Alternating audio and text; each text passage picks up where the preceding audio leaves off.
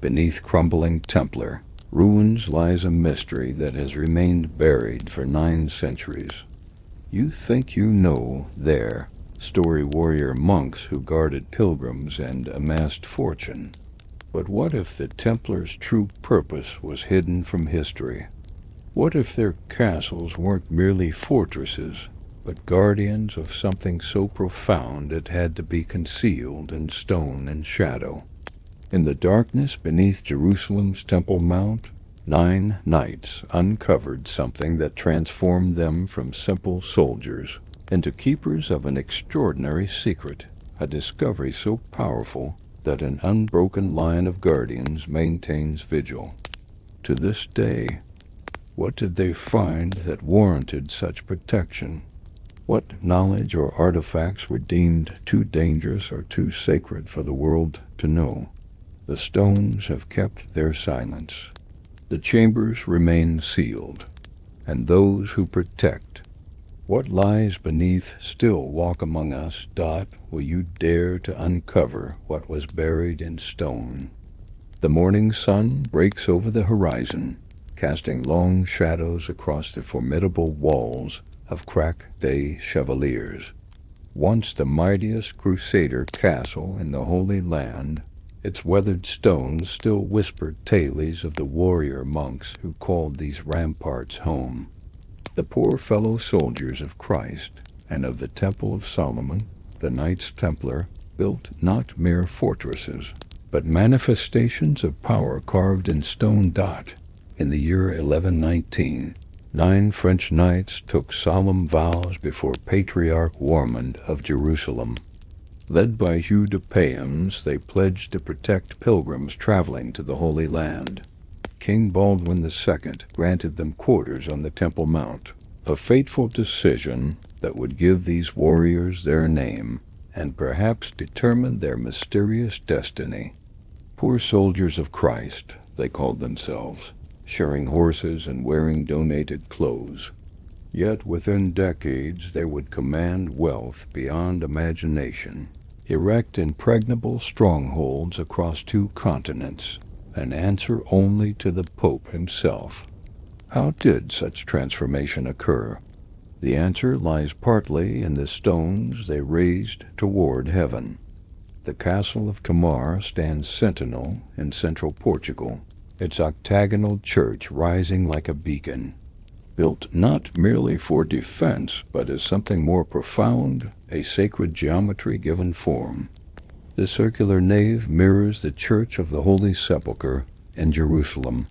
No coincidence, for the Templars believed they were recreating heaven on earth through their architecture. Brother Armand de Villers, a Templar knight who supervised construction at Tamar, wrote in 1171, "We build not just with stone and mortar, but with divine inspiration. Our walls must protect not merely men, but mysteries." His cryptic words echo still in the chambers where Templars gathered in absolute secrecy. Each Templar castle followed a pattern, visible fortifications that any soldier could appreciate, and hidden spaces that only the initiated could access. At La Rochelle in France, at Ponferrada in Spain, at Athlet in the Holy Land, the same architectural language emerges. Outer walls for war, inner sanctums for something else entirely. By day, these fortresses hummed with martial activity. Knights trained in courtyards while sergeants maintained weapons. Horses were shod, supplies inventoried, defenses inspected. The military precision that made Templars the elite fighting force of their age was on full display. Yet as darkness fell, another aspect of Templar life emerged. When darkness shrouded their strongholds, select knights would gather behind sealed doors. Contemporary accounts speak of sentries posted at unusual locations, not just the outer walls, but corridors leading to inner chambers. They guard against enemies within as vigilantly as those without. wrote Michael the Syrian in 1168, after visiting a Templar commandery. The Templars' rule, their code of conduct, contained public articles and private ones. While the former detailed daily prayers and military obligations, the latter remained known only to full knights who had undergone initiation. Pope Innocent II's bull, Omni Datum Optimum, granted them unprecedented autonomy. They could cross any border, pay no taxes, and answer only to Rome. From their humble beginnings, the order created the medieval world's first multinational infrastructure. Their castles formed nodes in a vast network stretching from Scotland to Syria. Each fortress served multiple purposes: military garrison, banking center, agricultural headquarters, and repository of knowledge. Yet beneath the obvious functions lay something more elusive. William of Tyre, a 12th century chronicler, wrote with evident suspicion, "They hide their light under a bushel. Their strongholds contain chambers unknown even to kings who gift them lands." The Templars became Europe's bankers, moving vast sums across dangerous territories without physically transporting coins, a system requiring perfect secrecy and perfect trust. The physical architecture reflected their organizational structure, layers within layers, each more secretive than the last. Master stonemasons, many brought from the East, incorporated hidden passages, concealed rooms, and acoustic marvels that allowed communication while maintaining security. Pilgrim accounts mention whispers heard through walls, and doors appearing where solid stone had seemed to stand. As their wealth and influence grew, so did suspicion. Matthew Paris, the English chronicler, noted in 1244, "The Templars' castles grow ever more elaborate, with deeper foundations and higher towers. What do they hide that requires such fortifications? Gold alone needs no such protection." The answer may lie not in what they acquired, but in what they discovered. For nearly a century, the Templars controlled the Temple Mount in Jerusalem, conducting excavations beneath the Al-Aqsa Mosque, which served as their headquarters. What they found in those subterranean chambers has fueled speculation for 9 centuries. Some said they discovered the Ark of the Covenant, others scrolls of forbidden knowledge. Still others, relics of Christ himself, dot as darkness falls over. These stone sentinels, scattered across 2 continents, one truth remains clear. The Templars built not just to defend, but to conceal. Their fortresses stand as monuments to faith made manifest, and as silent guardians of secrets they deemed too powerful to share with the world. What lies beneath these weathered stones? The answer awaits those willing to descend into the crypts below. The worn steps spiral downward, each one polished by centuries of secretive footfalls. Water glistens on ancient walls as light penetrates chambers untouched by sun for nearly a millennium. Beneath every major Templar stronghold, an underworld exists, planned with the same precision as the battlements above, yet serving purposes far removed from warfare. "The foundations go deeper than seems necessary," wrote Bishop Jacques de Vitry after visiting the Templar fortress at Château Pellerin in 1219. "They have built downward with the same care as upward." His observation touches on a truth historians have only recently begun to acknowledge. The Templars invested immense resources in creating subterranean architectures that served no obvious military purpose. Dr. Elena Corbellini, excavating beneath the Templar preceptory at Peníscola in Spain, discovered something remarkable in 2012. The underground chambers were built first, with the fortress above added later, as if the castle's primary purpose was to protect what lay beneath, not the other way around.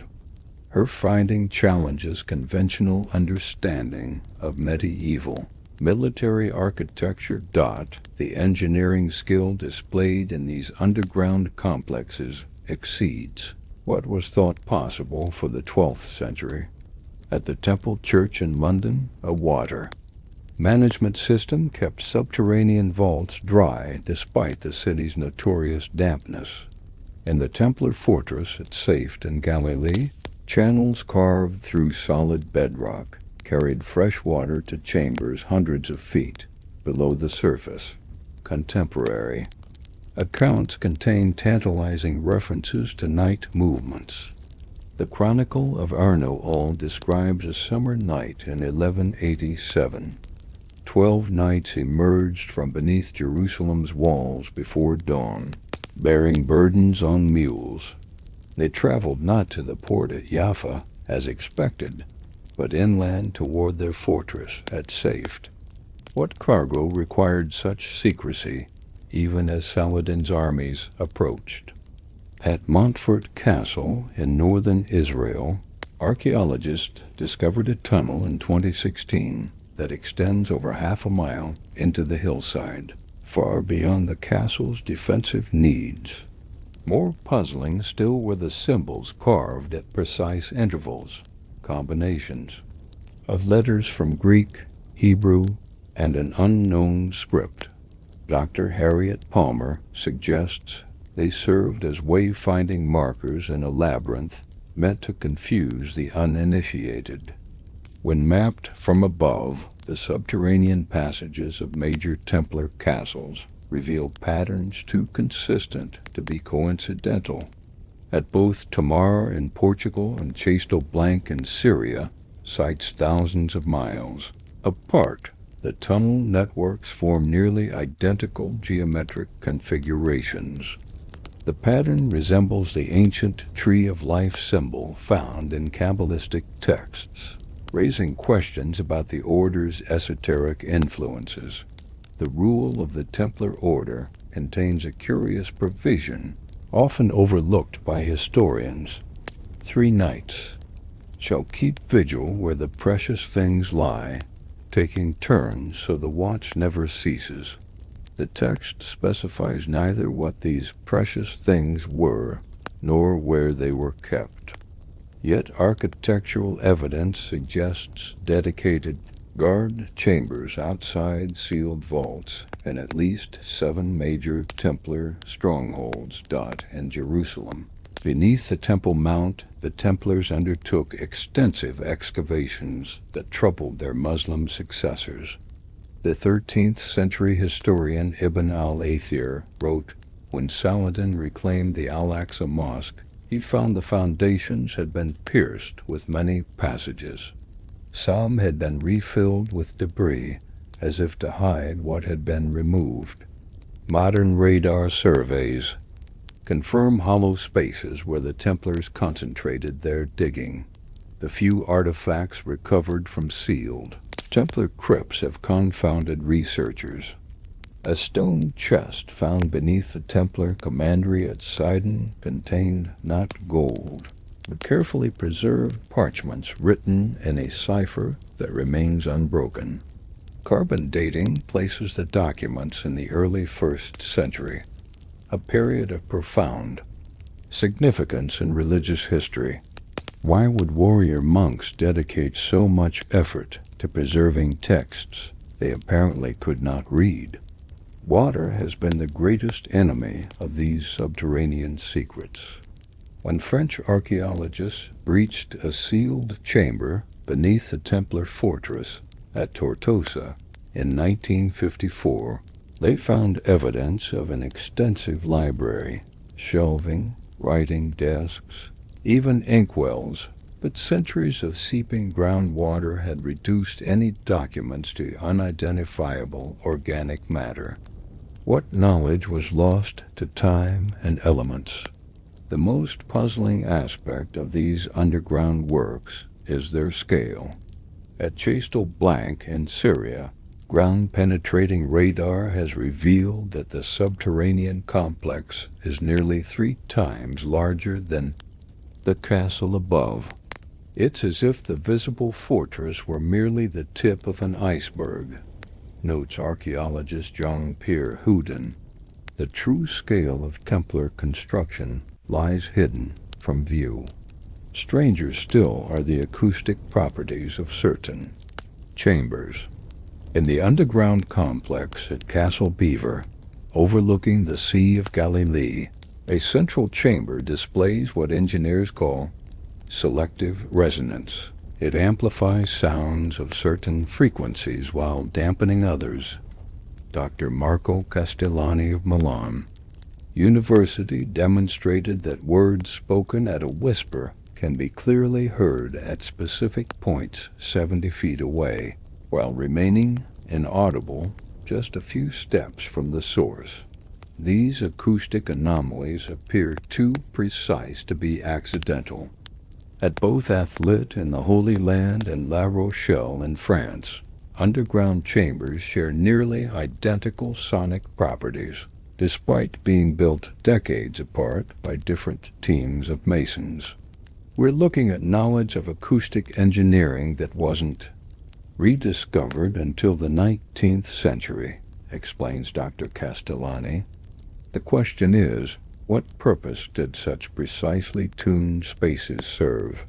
The Chinon parchment, a Vatican document rediscovered in 2001, offers a tantalizing clue. In testimony before Pope Clement V, Templar Grand Master Jacques de Molay spoke of chambers of contemplation where knights would commune with the divine through means beyond common prayer. The document makes reference to the resonance of sacred geometries and words that carry power when properly intoned. Perhaps most intriguing are the sealed chambers that remain untouched. Ground-penetrating radar surveys conducted at Montségur in France, a mountain fortress associated with both Templars and Cathars, reveal a chamber 20 meters below the foundation that appears to have no entrance or exit. Whatever was placed inside was meant to remain undisturbed for eternity. Similar terminals, sealed rooms with no apparent access, have been discovered beneath Templar sites across Europe and the Middle East. Their contents remain a mystery, but their existence points to a systematic effort to conceal something of immense value. These weren't treasuries in the conventional sense, argues historian Dr. Margaret Murray. They were designed never to be reopened. The question is, were they hiding something from the world, or protecting the world from something hidden? As dawn breaks over the ruins of Templar power, we must ask, what secrets were deemed so vital that they warranted such elaborate concealment? The answer may lie not just in what the Templars found beneath the Temple Mount, but in who remained to guard these secrets long after the Order's official destruction. For while the knights themselves were arrested and their leaders burned, the guardians of what lay beneath the stone may never have abandoned their eternal vigil. On Friday, the 13th of October, 1307, King Philip IV of France ordered the simultaneous arrest of every Templar in his kingdom. Yet when his soldiers breached the Order's Paris headquarters at dawn, they found something unexpected: emptiness. The treasury vaults stood open and bare. Dozens of ships had sailed from La Rochelle harbor the night before, and most puzzling of all, only 620 of France's estimated 2,000 Templars were captured. The rest had vanished like morning mist. They were warned, concluded the king's seneschal in a report dated October 15th, but the greater mystery lay not in their escape, but in what happened afterward. For while the arrested knights faced torture and execution, those who disappeared seemed to vanish from history altogether. No mass exodus was reported in England, Scotland, or other territories beyond Philip's reach. The fugitive Templars simply ceased to exist, or so it seemed. Yet across Europe, curious accounts began to emerge in the decades following the order's suppression. At the remote Templar castle of Bézieux in the French Pyrenees, local shepherds reported lights moving in the ruins long after its official abandonment. In Scotland, tenants on former Templar lands continued to pay rents, not to the crown or to the hospitallers who legally inherited Templar properties, but to mysterious intermediaries who came by night. They wore no crosses or identifiable garb, wrote the parish priest of Ballantradock in 1362, describing visitors to the former Templar preceptory.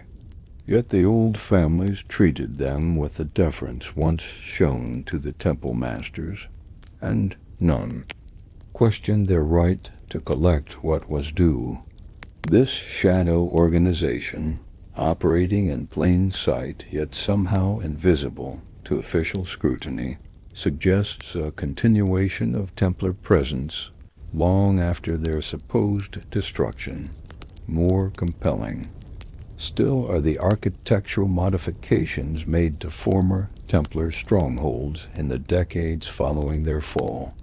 At Chateau de Gisars in Normandy, excavations in the 1950s revealed a hidden staircase constructed approximately 30 years after the order's suppression.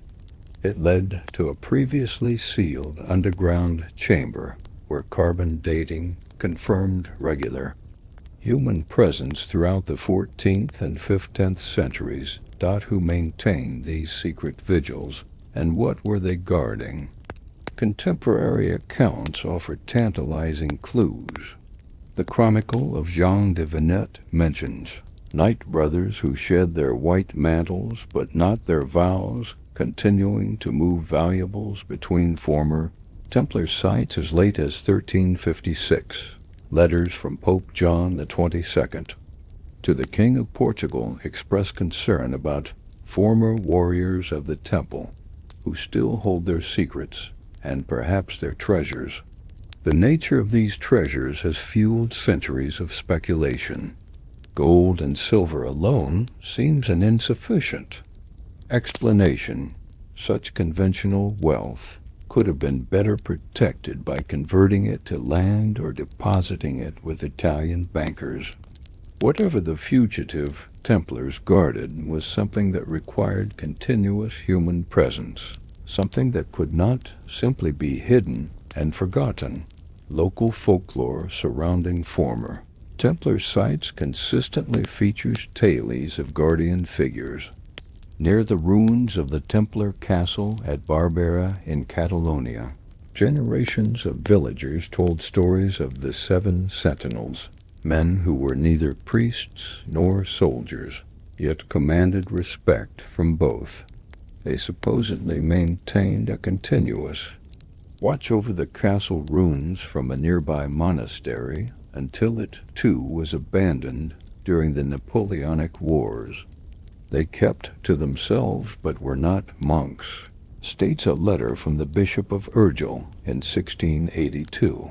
They maintained a vigil according to ancient custom, though none could say what they guarded or why.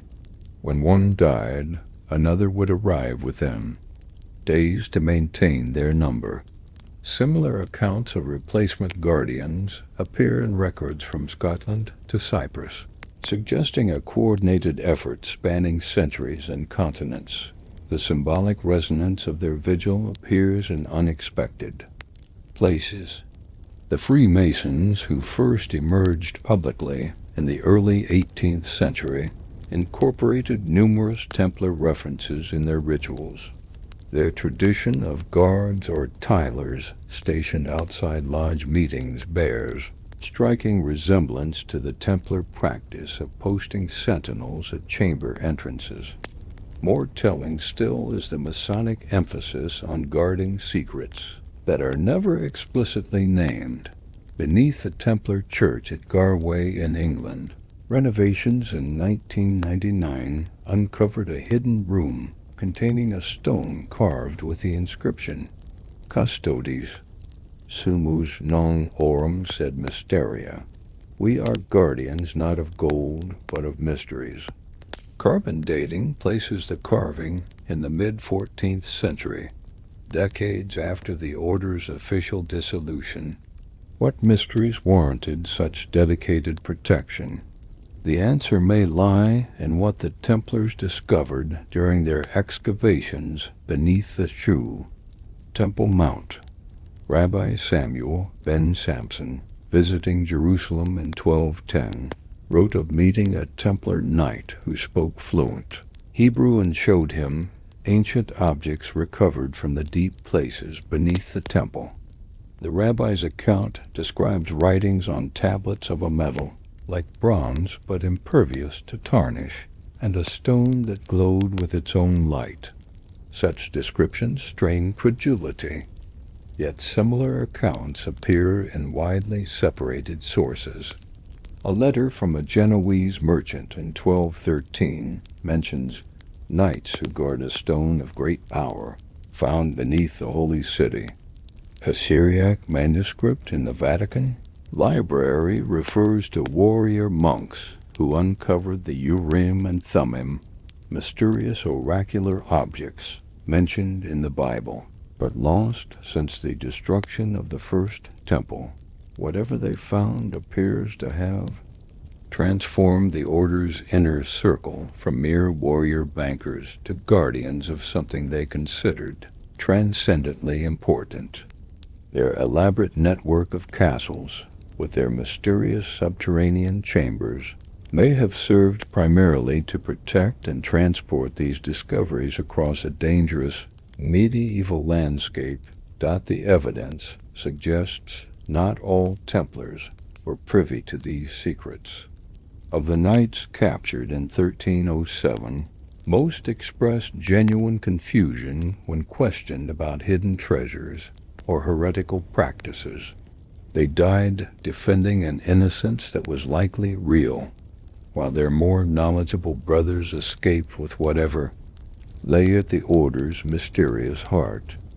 Archaeological evidence suggests these guardians maintained their vigil well into the modern era.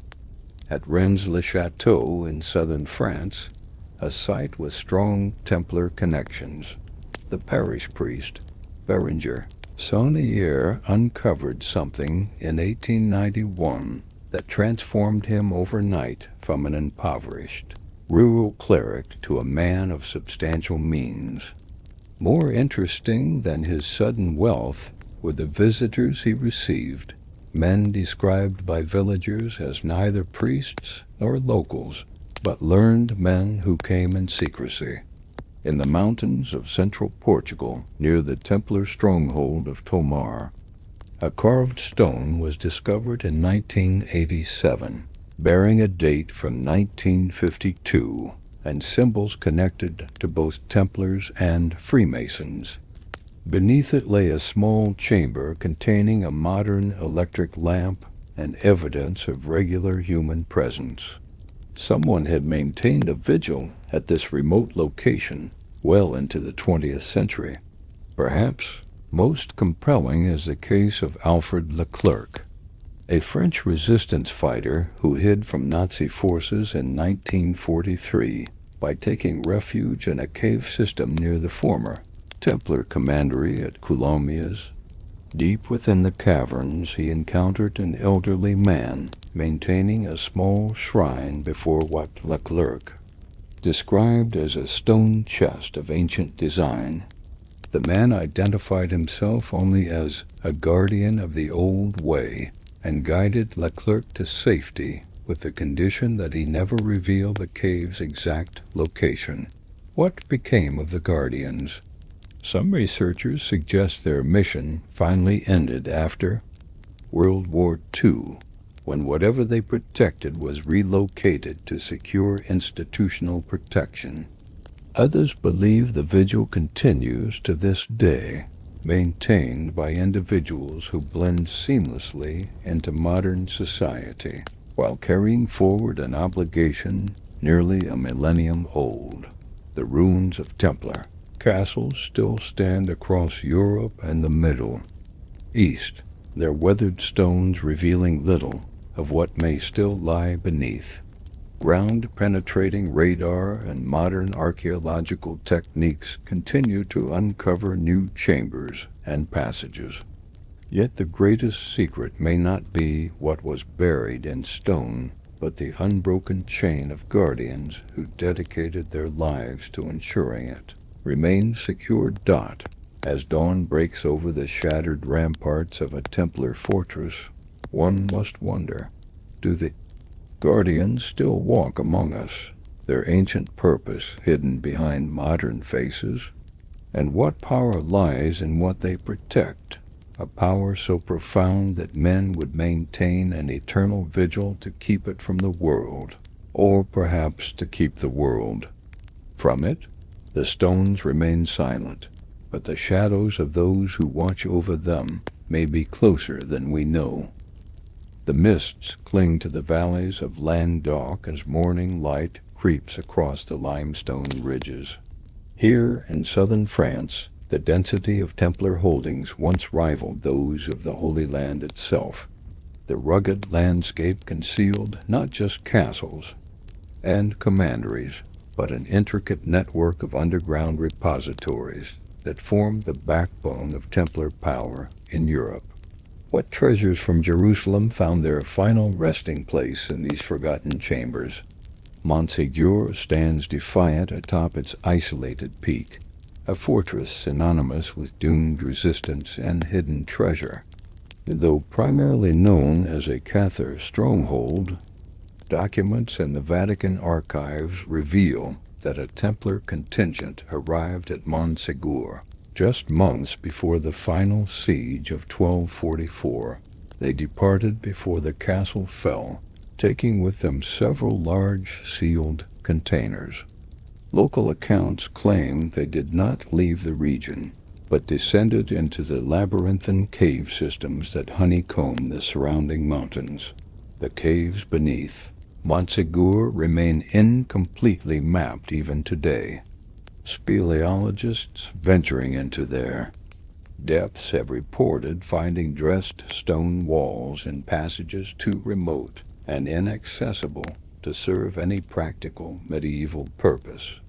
In 1978, a team led by Marcel Brubert discovered a chamber nearly 400 feet below the surface, its entrance disguised as a natural formation but revealing perfect right angles when cleared of debris. Inside they found only emptiness and a carved Templar cross on the far wall. It had been emptied but not abandoned, Rupert wrote in his journal. The floor had been swept clean, with no dust or debris despite centuries of disuse. Someone had been there before us, perhaps decades, not centuries earlier. His discovery suggests not only that the Templars created hidden repositories far from their known properties, but that someone continued to maintain them long after the orders. Dissolution. The pattern repeats across France. In the forests near the former Templar commandery of Paynes, birthplace of the order's founder Hugh de Payens, local folklore speaks of the midnight procession, a column of torchbearers observed moving through the woods on specific dates. Throughout the medieval period and beyond, the last documented sighting occurred in 1867, when forest warden Antoine Leblanc reported 7 men in dark clothing carrying wooden chests, walking in perfect silence toward the old stone quarries. These quarries, long abandoned by the 19th century, were partially explored in 2005 by industrial archaeologists studying medieval mining techniques.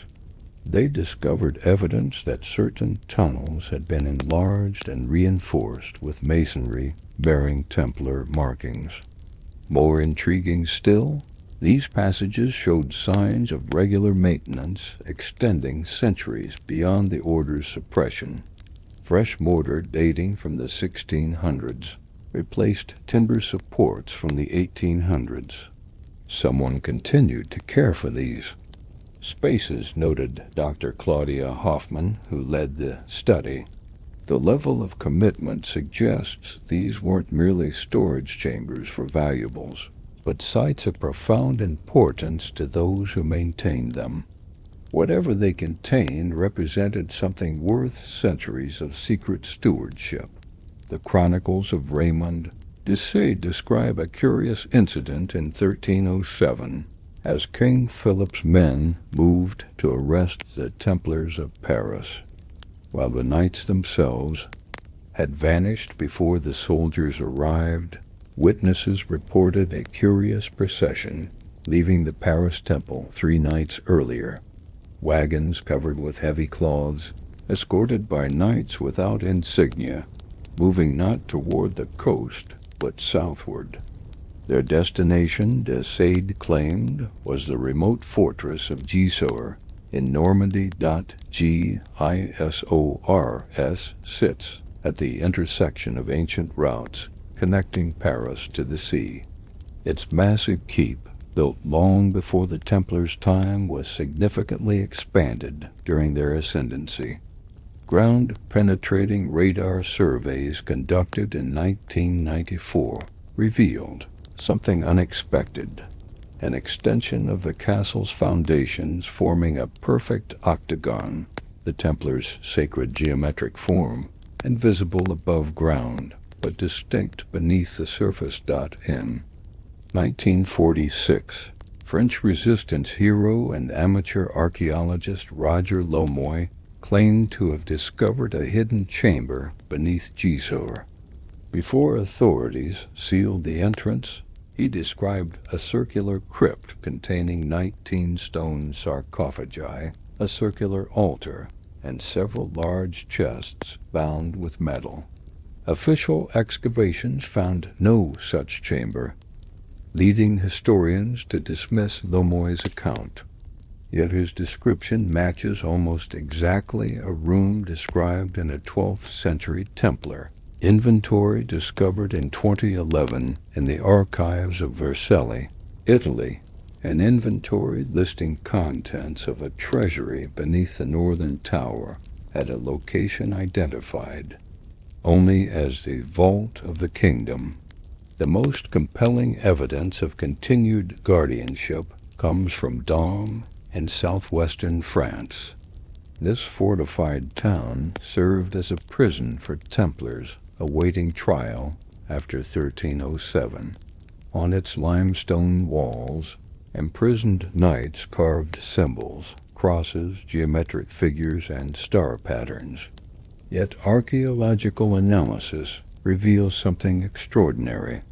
Certain carvings were maintained and periodically recut for centuries after the Templars' imprisonment ended. The most recent recarving has been dated to approximately 1917.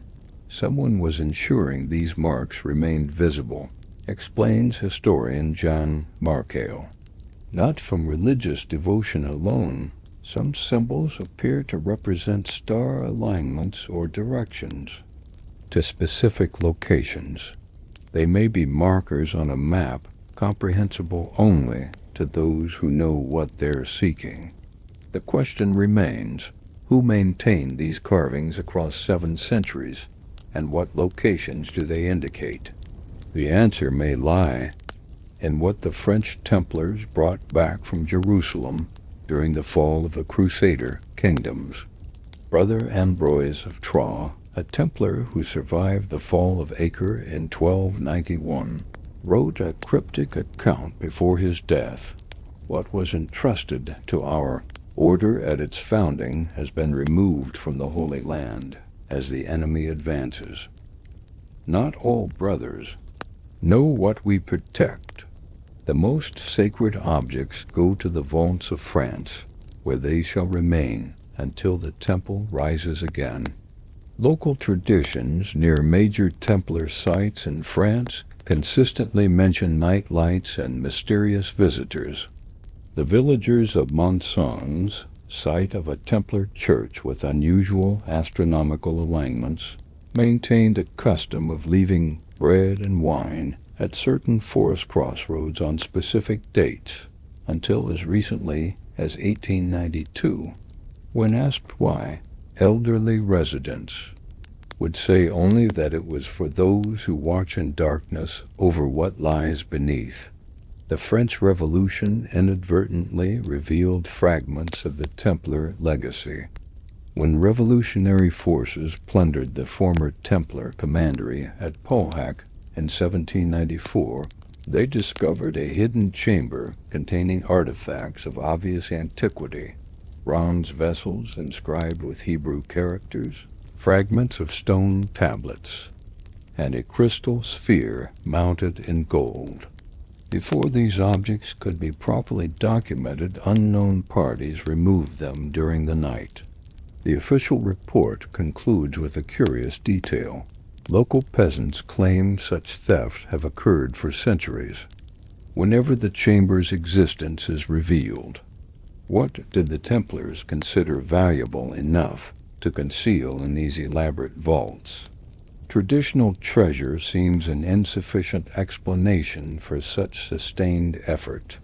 The answer may lie in objects mentioned in medieval accounts yet missing from history: the menorah and sacred vessels of Solomon's temple, the Ark of the Covenant, tablets bearing forgotten knowledge. If even a fraction of these artifacts were recovered during Templar excavations beneath Jerusalem, their protection would indeed warrant an eternal vigil. The stone vaults of France still keep their secrets. Modern developers excavating near former Templar sites occasionally report unusual discoveries: anomalous chambers, tunnels leading nowhere, walls where no structure should exist. Most are briefly documented, then destroyed in the name of progress. Yet locals near these sites still tell stories of lights seen moving underground, of passages that seem to appear and disappear, of areas in the forest where no one goes at night. Perhaps the greatest testament to the Templars' secret knowledge lies not in what has been found, but in what remains hidden despite 8 centuries of searching. Whatever lies beneath the stone vaults of France has been guarded well by men and women who inherited a sacred trust from the warrior monks who first buried secrets too powerful to entrust to the changing world above. Jerusalem bakes under the Mediterranean sun, its golden light reflecting off ancient stones that have witnessed the rise and fall of empires. Beneath this sacred city lies another world entirely, a labyrinth of tunnels, cisterns, and chambers dating back millennia. It was here, in the shadowed spaces beneath the Temple Mount, that the Templar mystery truly began. The Knights Templar established their headquarters in the Al-Aqsa Mosque, which they believed stood upon the ruins of Solomon's Temple. For nearly a century they conducted excavations beneath this sacred ground, activities documented by both Christian and Muslim sources of the period. What they sought and what they found transformed a simple military order into something far more enigmatic. They delved where none had dared since ancient times, wrote the chronicler Michael of Damascus in 1172. Day and night one could hear the sound of their digging beneath the noble sanctuary.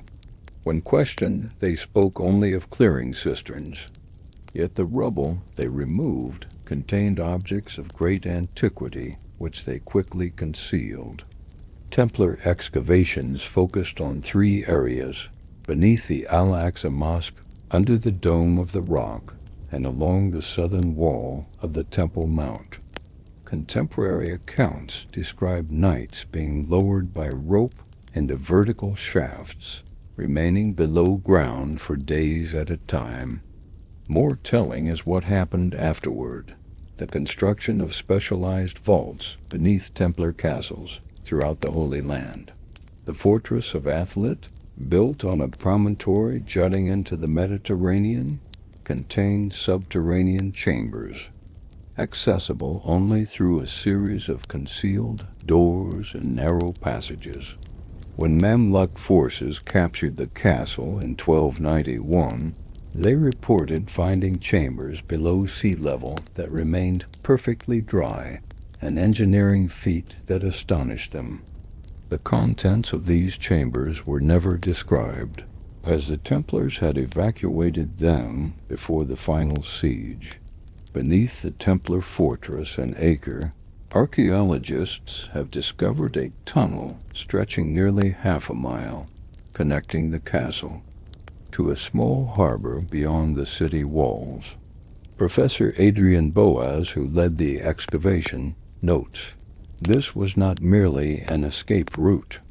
The tunnel shows evidence of regular use: torch brackets, drainage systems, even small chambers that may have served as guard posts.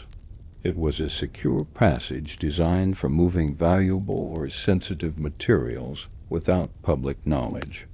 The Templar presence in Cyprus after the fall of the mainland Crusader states reveals a continuing pattern.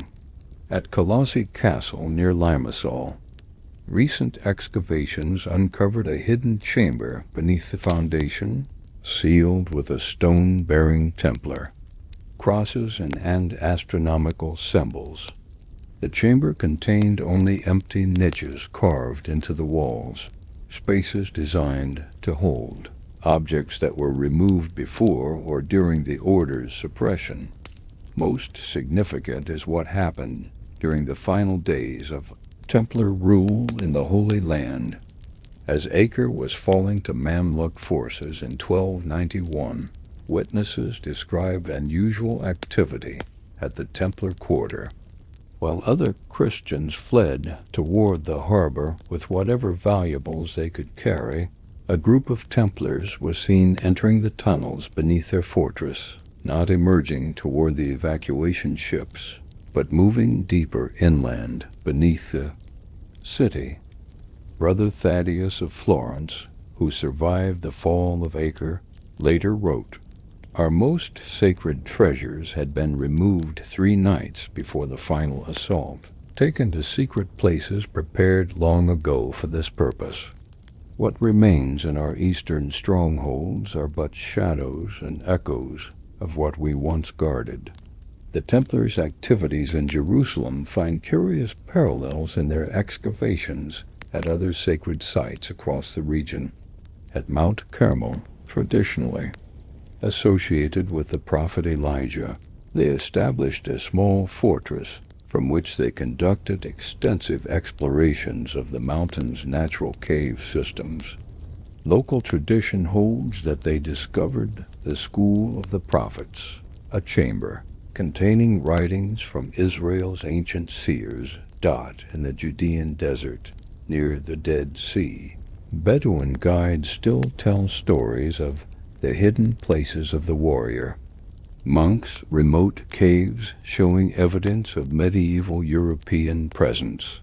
In 1952, shortly before the discovery of the Dead Sea Scrolls, a shepherd named Muhammad al-Hamd reported finding a cave containing wooden chests bearing carved crosses.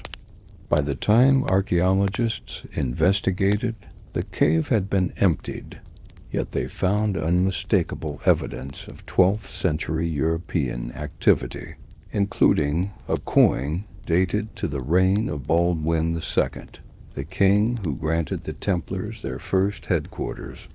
What connects these scattered sites is a pattern of deliberate concealment. The Templars appeared to be creating a network of repositories throughout the Holy Land, hidden chambers, designed to preserve something of immense value. More remarkable still is evidence that some of these sites continued to be maintained long after the Crusader kingdoms fell. The account of Rabbi Benjamin of Tudela, who traveled through the Holy Land in the 1160s, offers a tantalizing clue. He described meeting a group of men near Jericho who identified themselves as guardians of the ancient wisdom. They showed him objects of wonder recovered from beneath Jerusalem and spoke of hiding places prepared throughout the region. Most intriguing is his description of their organization. They are neither fully of the Templars nor separate from it. They move between east and west, maintaining the hidden places in both lands. This suggests the existence of an inner circle within or connected to the Templar order, men dedicated specifically to preserving what had been discovered beneath the Temple Mount. Their network appears to have transcended the order itself, continuing their work even as the visible Templar presence in the Holy Land came to an end. Evidence of this continuing guardianship emerges in unexpected places. In 1884, a British archaeological expedition to Caesarea discovered a hidden chamber beneath the ruins of the Templar section of the city. The chamber had been unsealed and resealed multiple times over the centuries, most recently in the 1830s. 500 years after the Templars had been driven from the Holy Land. Inside, they found only an empty stone sarcophagus bearing inscriptions in Hebrew, Greek, and Latin. It appeared that whatever the sarcophagus once contained had been systematically relocated over time, wrote expedition leader Clarence Wilson. Each time the chamber was opened, the Guardians moved their charge elsewhere, leaving the empty container as a sign to those who might follow. This pattern of periodic relocation suggests an organized effort to protect something of extraordinary value, an effort spanning centuries and continents. The most compelling accounts come from the final days of Templar presence in the East. As their last strongholds fell to Mamluk forces, the Templars engaged in what modern military analysts would call a fighting retreat, sacrificing men and resources to protect their evacuation. Yet contemporary accounts note a curious priority in this evacuation. Grand Master William of Beaujeu, mortally wounded during the defense of Acre, reportedly used his final strength to ensure certain sealed containers were safely transported from the collapsing city. He cared nothing for the treasury or common valuables, wrote a Hospitaller Knight who witnessed the evacuation. All his concern was for certain relics and writings, which 16 chosen brothers carried aboard the last ships. As he died, he made them swear an oath transcending their oath to the order itself, a commitment to protect what they carried beyond death and beyond the destruction of the temple. Those ships sailed not to Europe directly, but to Cyprus, where the Templars established their new headquarters and began constructing a new network of fortified repositories. From Cyprus, smaller vessels departed for hidden harbors along the coasts of southern Europe, carrying what one account describes as the legacy of Solomon entrusted to new guardians. What was this legacy? Archaeological evidence from Jerusalem offers tantalizing possibilities. Excavations beneath the Temple Mount have uncovered ritual objects dating to the first Temple period, the actual time of Solomon, and precisely the areas where Templars concentrated their digging. More significant are the written records seized from the Paris Temple in 1307, which include inventory lists mentioning objects with profound religious significance. The tablets of testimony, the light-giving stones of the breastplate, the measure of days from the beginning. Such objects, if genuine, would represent archaeological treasures of incalculable value. Yet their religious and symbolic significance would far outweigh their material worth. If the Templars truly discovered artifacts from Solomon's temple, they found something that would transform understanding of biblical history, perhaps even challenge fundamental religious narratives of their time. This explains the elaborate network of tunnels and chambers created to protect these discoveries, not just from theft, but from a world unprepared for their implications. It also explains why the guardianship would continue long after the Order's official dissolution. What began in the tunnels beneath Jerusalem did not end with the fall of Acre or the arrests of 1307.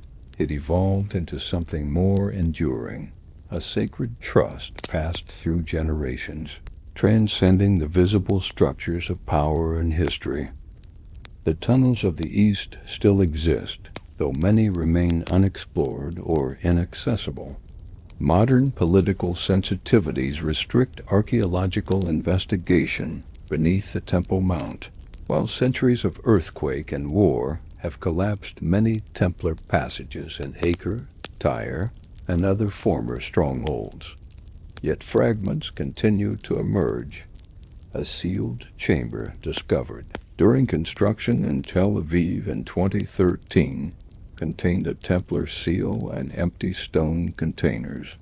A cave in the Judean wilderness, documented by Israeli archaeologists in 1997, showed evidence of regular human visitation well into the 20th century, including modern candle remnants beside a carved Templar cross. Perhaps the most haunting testament to this continuing guardianship came from British forces occupying Jerusalem after World War I. In December 1917, soldiers quartered in an ancient building near the Temple Mount reported seeing a procession of robed figures carrying objects wrapped in cloth, descending into a narrow passage revealed by recent shelling. When they investigated at dawn, they found the passage had been resealed with fresh mortar. Their commanding officer ordered them to leave it undisturbed, noting in his report, "Some secrets are not ours to uncover." As shadows lengthen across Jerusalem's ancient stones, one must wonder, do the guardians still move through hidden passages beneath sacred ground? Do they still maintain their millennia-old vigil over objects too profound for the modern world to comprehend? The tunnels of the East keep their silence, but perhaps their greatest secret is not what they contain, but who still walks their darkened corridors in service to a mystery that began beneath the Temple Mount so many centuries ago. The Vatican archives occupy nearly 50 miles of shelving and climate-controlled chambers beneath the Holy See. Here, among millions of documents spanning 2 millennia of church history, lies a curious omission, the complete absence of any official record regarding what the Templars discovered beneath the Temple Mount. This silence speaks volumes, for it represents not an oversight, but a deliberate policy of suppression that has persisted for 9 centuries. The Church knew, wrote medieval historian Malcolm Barber. The evidence suggests not only that Vatican authorities were aware of Templar discoveries in Jerusalem, but that this knowledge directly influenced their treatment of the order throughout its existence and beyond. This influence manifests not in what Vatican records say, but precisely in what they do not say, and in the shadowy relationships that developed between the Holy See and the warrior monks, entrusted with secrets from beneath sacred ground. Pope Innocent II's bull Omni Datum Optimum of 1139 granted the Templars unprecedented autonomy, placing them outside the authority of local bishops and directly under papal protection. This extraordinary privilege came just 2 decades after the order's founding, when they were still ostensibly a small band of poor knights. What had they already discovered that warranted such extraordinary status? A partial answer emerges from a letter found in the archives of Viterbo, written by a papal legate who visited Jerusalem in 1137. Though heavily damaged, the legible portions describe discoveries made by the knights who excavate beneath the Temple of Solomon, and notes that certain objects have been entrusted to their care at the Holy Father's specific command. The letter ends with a curious admonition. Knowledge of these matters is to be confined to the inner circle, for they touch upon mysteries that could unsettle the faith of simple men. This pattern of privileged knowledge continued throughout the Templars' existence. Pope Alexander III issued a remarkable decree in 1163, permitting the order to build their own churches with crypts, exempt from episcopal inspection, an extraordinary concession in an era when the Church maintained strict control over sacred architecture. The decree specifically mentions the need for secure repositories for relics and sacred objects entrusted to their care. More telling still is the Vatican's response to rumors about Templar excavations. When Bernard of Clairvaux, the Templars' most powerful advocate, was questioned about reports of knights removing objects from beneath the Temple Mount, he responded with a carefully worded statement. They seek not gold, but treasures of another kind, which must remain hidden until the appointed time. As Bernard maintained close communication with multiple popes, his statement likely reflects official policy rather than personal speculation. The relationship between the Templars and the Vatican took a darker turn in the late 13th century, as the Crusader states in the Holy Land collapsed. Pope Nicholas IV, previously favorable to the order, suddenly restricted their activities in 1291 following the fall of Acre. Records in the Venetian state archives reveal the cause. Nicholas had received a sealed report from his legate in Cyprus describing objects of disturbing antiquity evacuated from Templar strongholds in the Holy Land.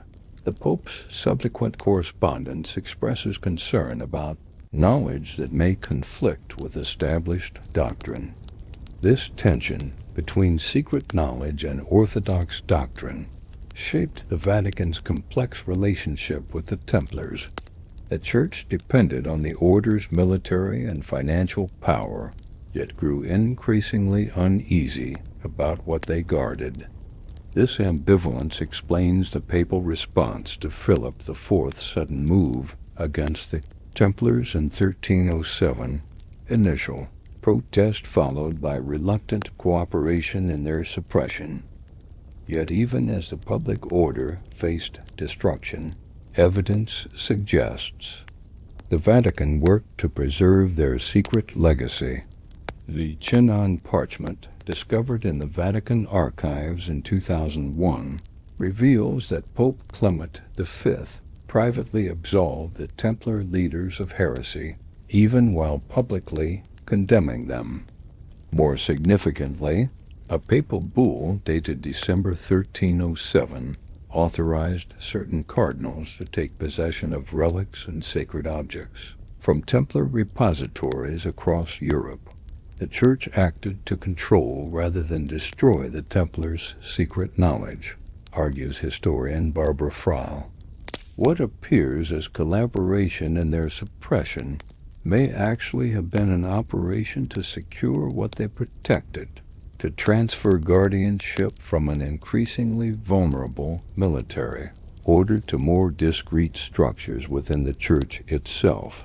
These discrete structures left few obvious traces in historical records, yet their shadow occasionally falls across documented events.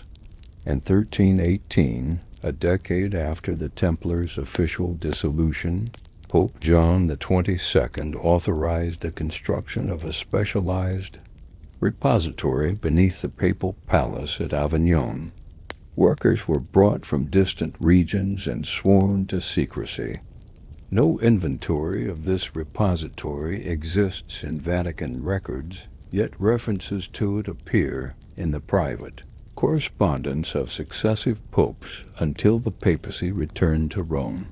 The most compelling evidence of continued Vatican involvement comes from the aftermath of the French Revolution.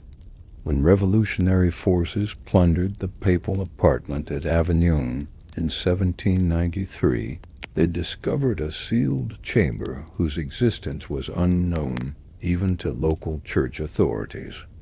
Before its contents could be inventoried, a fire mysteriously broke out, destroying everything inside.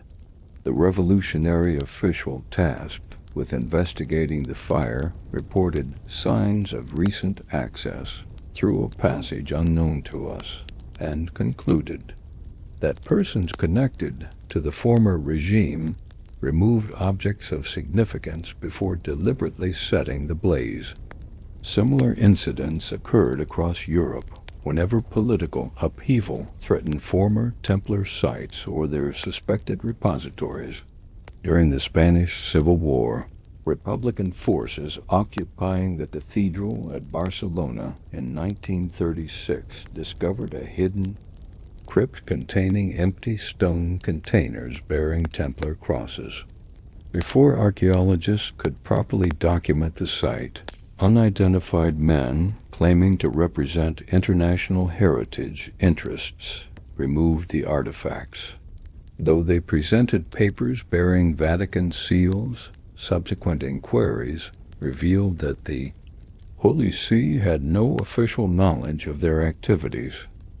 This pattern suggests the existence of what some historians have called the Church in Shadow, an unacknowledged structure within Catholicism dedicated to preserving secrets inherited from the Templars. Its nature and composition remain matters of speculation, but its actions become visible at moments when ancient repositories face exposure or threat. The Vatican's official silence regarding Templar discovery stands in stark contrast to the persistent legends that emerged across medieval Europe, tales of sacred relics, forbidden knowledge, and hidden treasures spread widely in the 14th and 15th centuries. Yet the Church made no effort to explicitly refute them. Instead, official policy seems to have been one of deflection, acknowledging the rumors while redirecting attention from their substance. A revealing example comes from the records of the Inquisition in Languedoc. When interrogating suspected Cathar heretics in 1346, inquisitors frequently asked about objects and writings hidden by the former Knights of the Temple. Yet when respondents provided specific information about locations or contents, these portions of testimony were struck from official transcripts, replaced with the notation non pertinet ad fidem, not pertinent to matters of faith. This selective censorship suggests a deliberate policy of suppressing public knowledge about Templar repositories while simultaneously gathering intelligence about their locations. The pattern continues in inquisitorial records from Italy, Spain, and Portugal throughout the 14th century. Consistent questioning about hidden Templar knowledge, yet systematic omission of detailed responses from official documentation. Perhaps most telling is the Vatican's handling of Templar properties after the order's dissolution. While Pope Clement V officially transferred all Templar holdings to the Knights Hospitaller, certain key sites were quietly retained under direct papal control. These included locations associated with underground repositories, the Paris Temple, portions of Templar Jerusalem, and specific commanderies in southern France.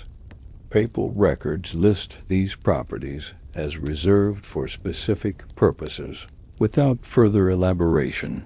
The Church's interest in these sites continued long after the Templars themselves had vanished from public view. Vatican accounts show regular expenditures for maintenance of the special properties well into the 18th century. More intriguing are records of specialized personnel, individuals listed as Custos Reliquiarum Antiquarum, guardians of ancient relics, assigned to former Templar locations without formal connection to local church administration. These custodians appear to have operated independently of normal ecclesiastical hierarchy, reporting directly to specific offices within the Vatican bureaucracy. Their existence suggests an institutional structure dedicated to preserving and protecting whatever the Templars had discovered, a structure deliberately separated from the Church's public face and conventional operations. The nature of what they guarded remains the central mystery. Vatican records contain tantalizingly oblique references to objects recovered from the temple foundation and writings that preceded the covenant. A fragmentary inventory from 1423 mentions the stones that shine without flame and the true measure of the ark, along with parchments in the first tongue of mankind. Such descriptions suggest artifacts of profound religious and historical significance, objects that might challenge or complicate established biblical narratives. This explains both the Church's interest in preserving these discoveries and its determination to keep them hidden from public view. The Vatican of the medieval and Renaissance periods maintained rigid control over religious doctrine and biblical interpretation. Artifacts that might contradict official teachings or worse, support alternative readings of sacred history, represented a potential threat to ecclesiastical authority. Yet the Church did not destroy these problematic discoveries. Instead, it created elaborate mechanisms for their preservation and protection, suggesting their value transcended immediate doctrinal concerns. The Vatican appears to have taken a long view, notes religious historian Karen Armstrong. They preserved materials that contradicted current teaching, perhaps understanding that the Church's interpretation of divine truth would evolve over centuries. This pragmatic approach created the curious situation we see in historical records. Official silence surrounding artifacts and knowledge the Church clearly valued enough to protect across centuries of political upheaval. The shadow church operated in parallel with the visible institution, preserving secrets too disruptive for contemporary believers, yet too valuable to destroy. Traces of this hidden knowledge occasionally surfaced in unexpected contexts. The works of Botticelli, Leonardo da Vinci, and other Renaissance artists connected to Vatican patronage contain curious symbolic elements linked to Templar iconography. Architectural features in churches built on former Templar sites sometimes incorporate designs found in the Temple of Solomon but not commonly used in Christian architecture. These suggest a controlled dissemination of certain aspects of Templar knowledge within elite intellectual and artistic circles connected to the Vatican. In more recent times, the Church's relationship with the Templar legacy has grown increasingly complex. Vatican II initiated a period of greater openness and scholarly access to church archives. Yet certain collections remain restricted, particularly materials relating to the Templars' activities in Jerusalem and the disposition of objects removed from their repositories after 1307. When asked about these restrictions in 1985, Cardinal Joseph Ratzinger, later Pope Benedict XVI, offered a carefully worded response. The Church preserves many things not yet ready for the light of common day. As shadows lengthen across St. Peter's Square, one must wonder what secrets still lie within the Vatican's deepest archives. Do ancient artifacts from beneath the Temple Mount rest in hidden vaults below the Papal Palace? Do manuscripts containing forgotten knowledge remain sealed in containers bearing Templar crosses? The Church in shadow has guarded its inheritance well, revealing neither what was found beneath Jerusalem's sacred ground nor who continues to protect it. Perhaps the greatest testament to this enduring secrecy is that despite centuries of speculation, despite the efforts of countless researchers, despite the modern world's technological tools for investigation, the ultimate answers remain hidden. The shadow still guards the light, as it has since knights first descended beneath the Temple Mount and discovered secrets worth preserving beyond the life of their order, beyond the fall of kingdoms, beyond the passage of time itself. The crumbling stone circles of Rosslyn Glen stand sentinel in the Scottish mist, ancient monuments to forgotten gods. Nearby rises Rosslyn Chapel, that extraordinary fusion of Christian and pagan symbolism completed in 1446 by William St. Clair, a nobleman with deep connections to both Templar traditions and the emerging stonemason guilds. Within its ornately carved walls lies a crucial chapter in our story, the transformation of Templar guardianship from a military order to something far more elusive. As the visible order of the Temple vanished in flames and persecution, its most sacred charge, the protection of whatever lay hidden beneath their castles, passed to new hands. The transition was neither sudden nor complete. Rather, the guardianship dispersed like water finding new channels after a dam breaks, flowing into various brotherhoods and guilds that would preserve the essence while shedding the vulnerable trappings of the Templar name. The Knights became Masons, suggests a cryptic entry in the 14th century chronicle of Maelrose. Those who once fought with sword now work with square and compass, yet guard the same mysteries. This transformation appears most clearly in Scotland, where many Templar knights fled after the suppression. The St. Clair family, which had long maintained close ties with the order, provided both protection and a new organizational framework for the displaced guardians. Rosslyn Chapel stands as physical testament to this transition. Its interior features carvings found in Templar churches across Europe and the Holy Land, but amplified, elaborated, almost flaunted in stone. Most telling are the hundreds of small cubes protruding from pillars and arches, each carved with unique geometric patterns.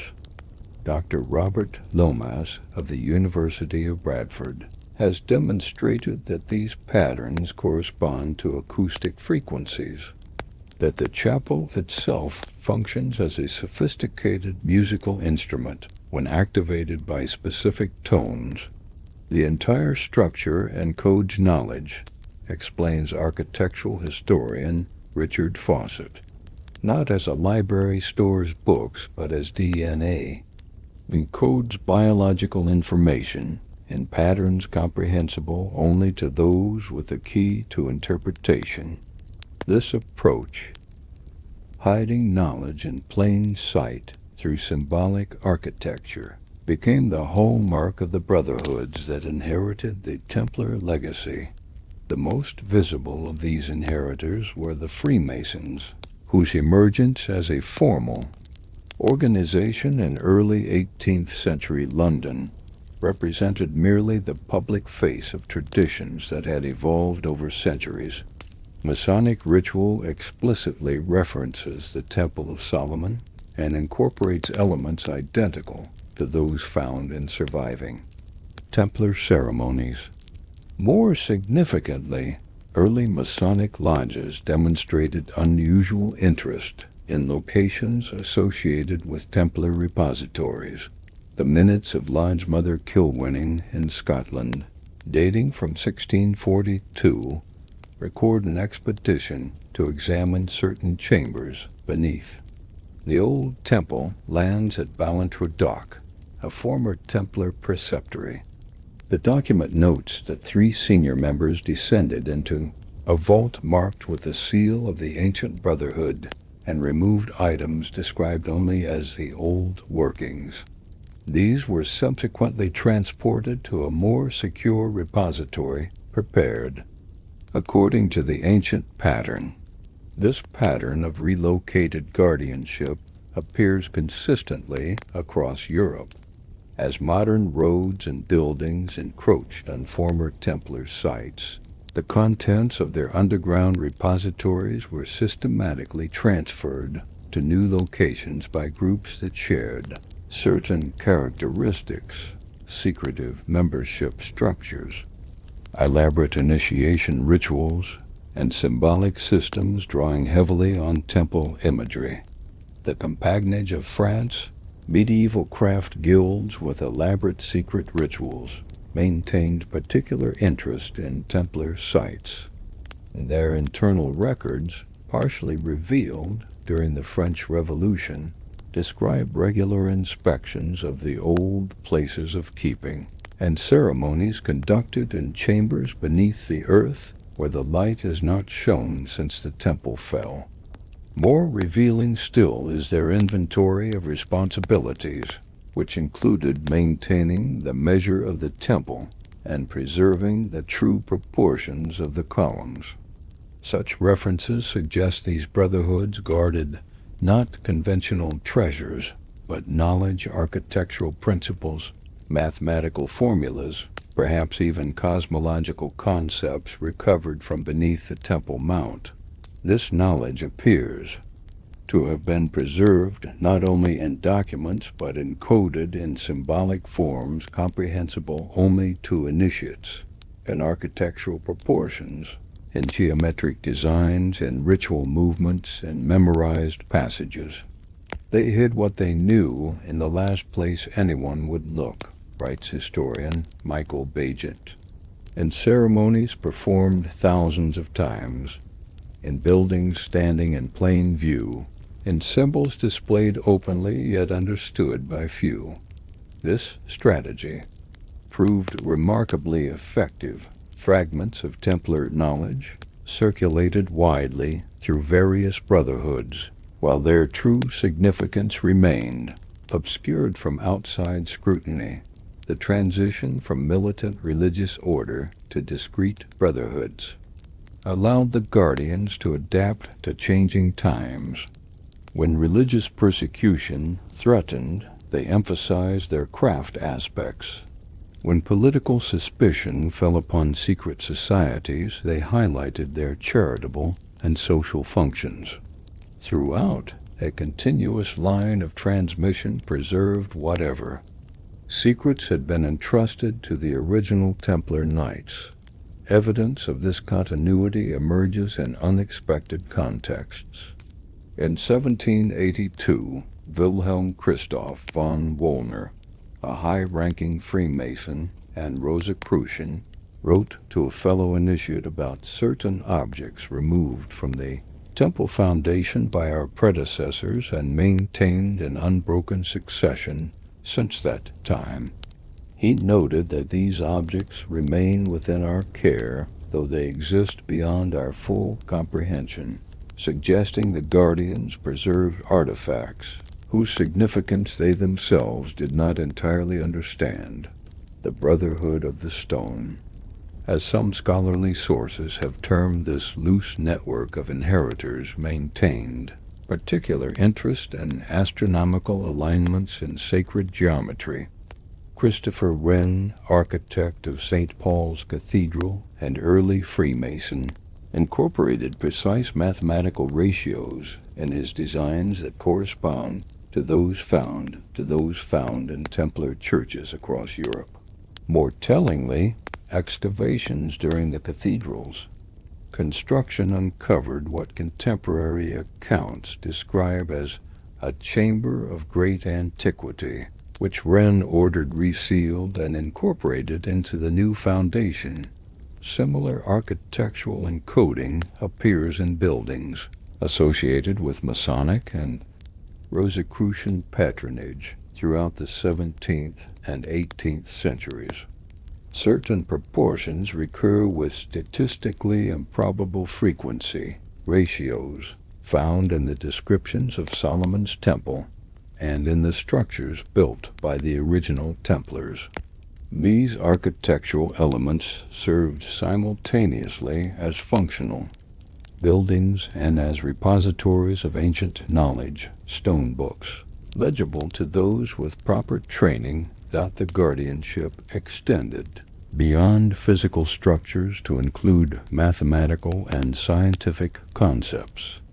Isaac Newton, member of multiple esoteric brotherhoods, an obsessive student of temple architecture, devoted more time to deciphering the sacred geometry of Solomon's temple than to the physics for which he is primarily remembered. His private papers, only fully examined in recent decades, reveal his conviction that the temple proportions encoded fundamental laws of nature, knowledge recovered by the Templars and preserved in secret brotherhoods. This pattern of scientific pioneers drawing inspiration from esoteric traditions connected to the Templar legacy suggests a gradual, controlled dissemination of ancient knowledge into the emerging scientific worldview. Ideas considered too disruptive for medieval minds were slowly integrated into acceptable intellectual frameworks, the hidden becoming visible through carefully managed revelation. Yet alongside this gradual unveiling, the inner brotherhoods maintained their vigilance over certain artifacts and knowledge deemed too powerful or disruptive for public awareness. The distinction between what could be shared and what must remain hidden forms a consistent thread in internal communications of these societies. A Masonic document from 1726 distinguishes between knowledge fit for the crafting of the world and that which must remain beneath the stones until the temple is rebuilt in its true form.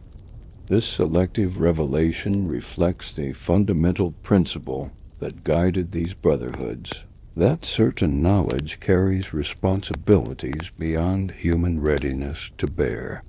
They saw themselves not as owners, but as temporary guardians of discoveries that belonged to all humanity, yet which humanity might misuse or misunderstand. Their custodianship was conservative in the deepest sense, preserving not for themselves, but for a future better prepared to receive what had been found. The geographical spread of these brotherhoods followed a pattern established during the Templar evacuation from the Holy Land. From initial concentrations in southern France, Scotland, and Portugal, all regions where Templars found refuge after the suppression, networks expanded through maritime connections. Ports with strong Links to these brotherhood traditions: Venice, La Rochelle, Edinburgh, Lisbon often feature unusual structures incorporating temple symbolism. Of particular significance are the temple banks, financial institutions established in these port cities during the 16th and 17th centuries, often by families with connections to Masonic or Rosicrucian brotherhoods. These banks developed sophisticated international transfer systems remarkably similar to the banking operations of the original Templars. Historical records reveal their involvement in financing explorations to locations associated with ancient knowledge, expeditions to Ethiopia in search of Solomon's gold mines, archaeological investigations in Syria and Egypt, missions to remote mountain monasteries in Central Asia. They were not merely bankers but facilitators of a search, notes financial historian Mark Govan. These institutions provided the economic infrastructure for a multi-generational quest to recover, preserve, and eventually understand what had been found beneath the temple. Their ledgers, recently opened to scholarly research, show regular transfers to maintain the old properties and support the guardians of the ancient places well into the modern era. This financial network enabled something unprecedented: a knowledge preservation system that transcended political boundaries, survived religious upheavals, and maintained continuity despite revolutions and wars. Through changing terminology and evolving organizational structures, the essential mission remained constant: to protect what the Templars had discovered until humanity was ready to receive it. As industrial archaeology has examined abandoned Masonic halls and Rosicrucian meeting houses, curious structural features have emerged.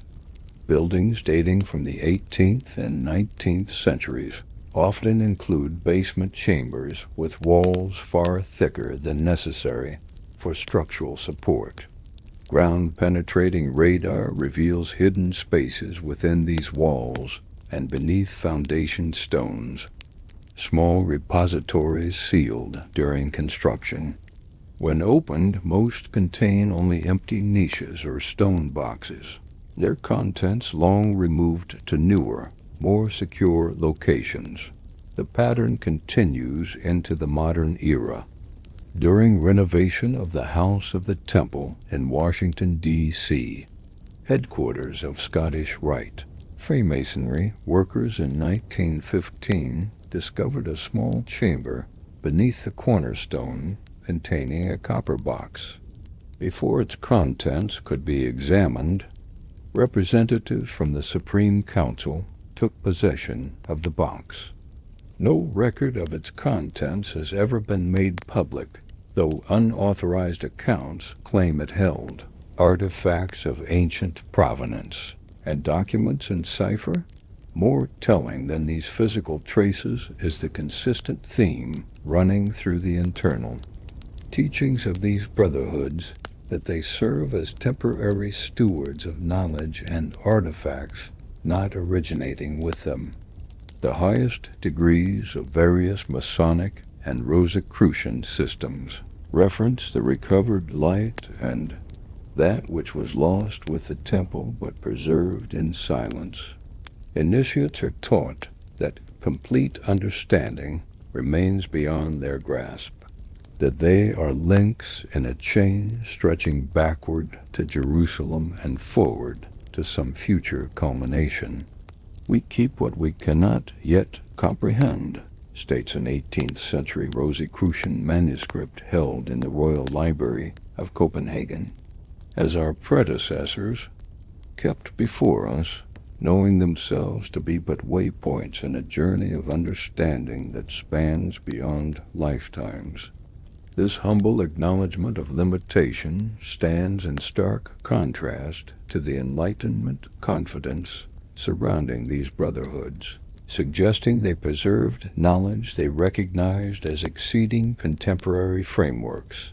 The Brotherhood of the Stone persists today in fragmented, often unrecognizable forms.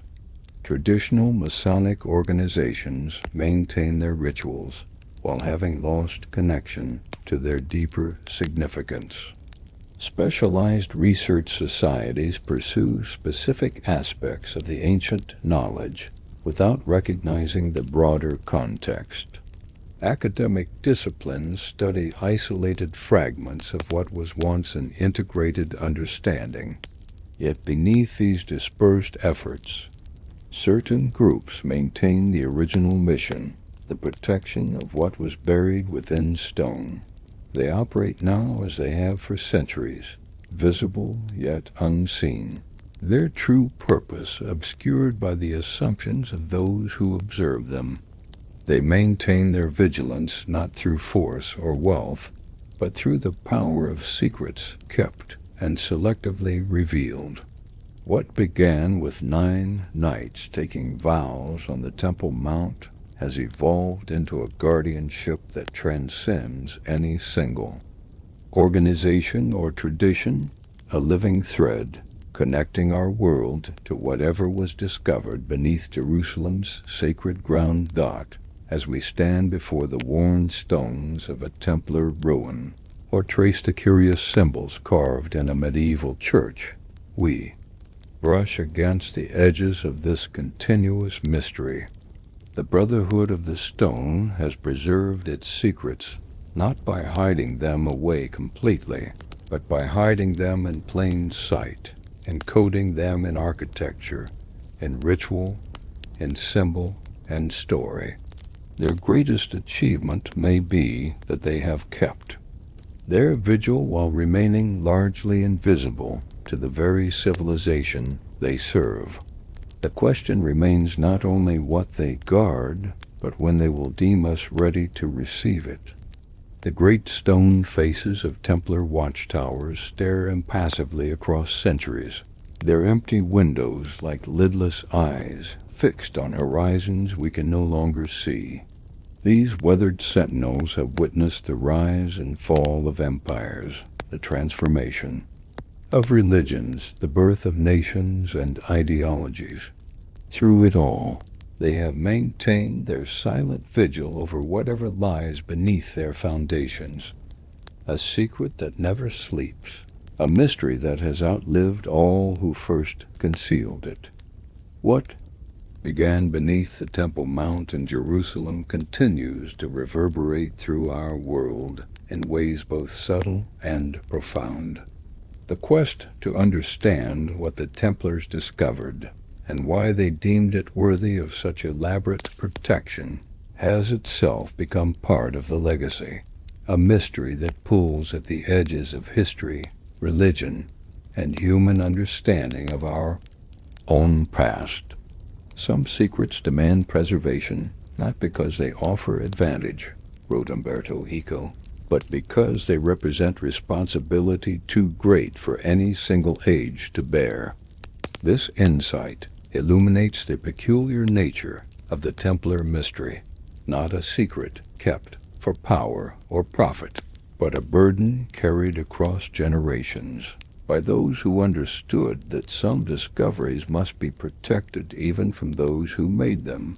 The physical architecture of this preservation spans continents and centuries. From the hewn chambers beneath Jerusalem to the cunningly constructed vaults of medieval Europe, from the symbolic geometries of Renaissance cathedrals to the purposeful design of modern institutions, a continuous chain of secure repositories has maintained whatever the original 9 knights found beneath the Temple Mount. More remarkable still is the human architecture, the unbroken succession of guardians who have maintained this vigil across nearly a millennium. What began with warrior monks has evolved through stonemasons and secret brotherhoods, through banking families and scholarly societies, through specialized organizations operating at the margins of public awareness. Their methods have adapted to changing times, but their essential purpose remains unchanged: to protect what was buried in stone until its proper time arrives. The question that haunts these ruins is both simple and profound. What could possibly warrant such extraordinary efforts at preservation? What discovery could be so significant that it would inspire centuries of dedicated guardianship, yet so potentially disruptive that it must remain hidden from general knowledge? Archaeological evidence offers tantalizing clues. The Templars concentrated their excavations beneath the Temple Mount in precisely the areas where Solomon's temple would have stood, particularly the Holy of Holies, the sacred inner sanctum said to have contained the Ark of the Covenant. Hebrew records describe additional sacred objects stored within the first temple: the original tablets from Mount Sinai, a vessel of manna, Aaron's rod, and texts containing knowledge from before the flood.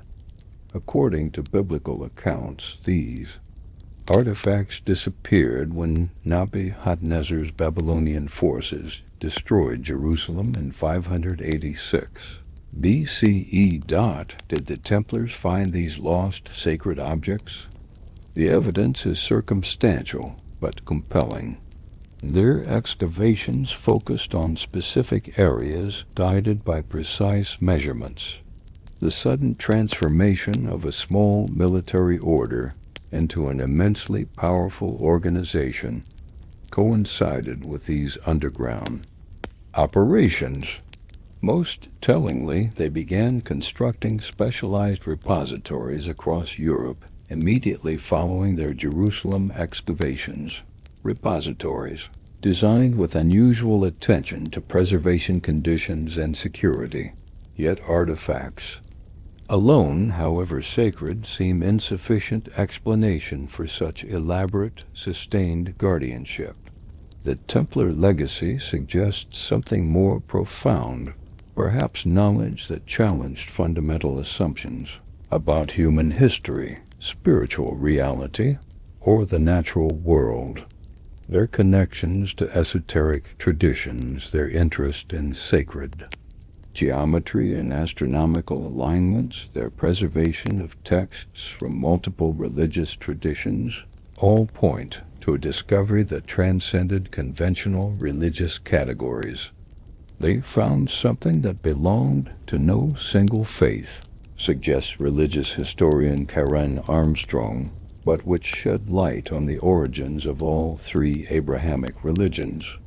Such a discovery would indeed require careful protection in medieval Europe, where religious identities were rigidly defined and deviation from orthodoxy carried fatal consequences. It would need to be preserved not only from destruction by religious authorities, but from misuse by those who might exploit it for political or sectarian advantage. This pattern of protective concealment continues to shape our relationship with the Templar mystery today. Modern archaeological techniques could potentially reveal what lies beneath former Templar strongholds, yet key sites remain inaccessible to comprehensive investigation. Political sensitivities restrict exploration beneath the Temple Mount itself. Former Templar properties throughout Europe have passed into private ownership or institutional control that limits scholarly access. Even those sites open to research often show evidence of earlier, undocumented excavations that removed whatever might have been hidden there. More subtle barriers exist in the realm of interpretation. Academic specialization fragments knowledge that might otherwise form revealing patterns. Historians of medieval military orders rarely collaborate with scholars of ancient religious texts. Architectural historians study Templar buildings without consulting experts in sacred geometry. The very structure of modern scholarship, with its careful boundaries between disciplines, serves to maintain separation between puzzle pieces that might otherwise form a revelatory whole. Yet, despite these obstacles, fragments of the mystery continue to emerge into public awareness. The discovery of the Chinon parchment in 2001 revealed that Pope Clement V privately absolved the Templar leaders even while publicly condemning them, suggesting Vatican awareness of something that transcended charges of heresy. Ground penetrating. Radar surveys of Templar sites continue to reveal unexpected substructures and sealed chambers. Private collections occasionally yield documents with direct or indirect connections to the order and its activities beneath. Jerusalem. These fragments feed a hunger that seems embedded in human consciousness, a yearning for lost knowledge, for connection to our deepest past, for answers to questions that modern materialism cannot address. This hunger itself has become part of the Templar legacy, manifesting in everything from scholarly research to popular entertainment, from spiritual quests to treasure-hunting expeditions. The true power of some secrets lies not in their revelation, but in their concealment, notes philosopher Kostika Bradatin. They shape us through our searching, not through our finding. Perhaps this represents the most subtle aspect of the Templar mystery, that the search itself transforms those who undertake it, opening minds to possibilities beyond conventional understanding, cultivating patience and humility before the unknown. The stones themselves seem to encourage this patience. Standing before the massive walls of a Templar fortress, one cannot help but feel the weight of time and the limitations of individual human perspective. These structures were built by men who thought in terms of centuries, who designed their repositories to last millennia. Their vision extended far beyond their own lifetimes, beyond the survival of their order, beyond the civilizations they knew. This long view offers a profound counterpoint to our accelerated modern world with its demand for immediate answers and instant revelation. The Templar secret has outlasted countless final explanations and definitive theories. It has absorbed and outlived waves of investigation, each generation believing itself on the verge of ultimate discovery, each leaving the central mystery intact for those who would follow.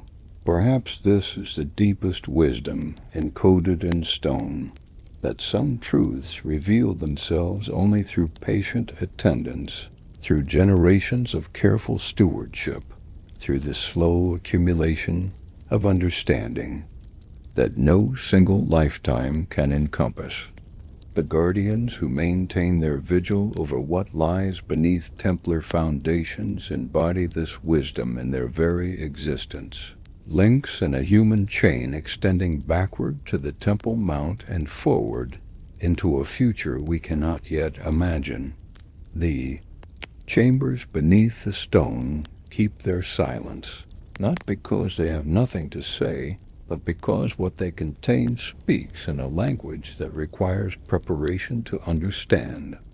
The guardians maintain their watch, not to withhold knowledge, but to preserve it until we have developed the wisdom to receive it without destruction, either of the knowledge itself or of the worldviews it might challenge as darkness falls. Over the ruined walls of a Templar castle, we might glimpse something of this patience in the play of shadows across ancient stone. These structures have withstood the assault of centuries, wars and revolutions, religious upheavals, and ideological transformations. They have absorbed the curiosity of generations of seekers, the investigations of countless scholars, the dreams and projections of millions fascinated by their mystery. Through it all, the secret beneath the stone continues its dreamless sleep, neither dead nor alive, but suspended in possibility.